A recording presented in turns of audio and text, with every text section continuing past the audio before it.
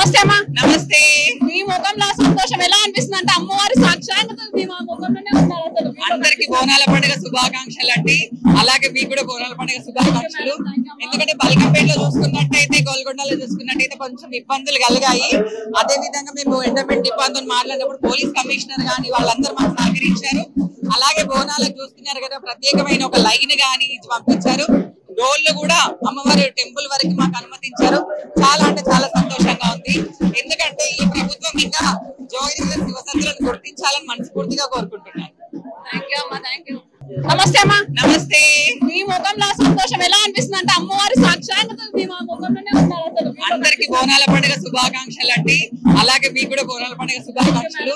ఎందుకంటే బల్కంపేటలో చూసుకున్నట్టయితే గోల్కొండలో చూసుకున్నట్టయితే కొంచెం ఇబ్బందులు కలిగాయి.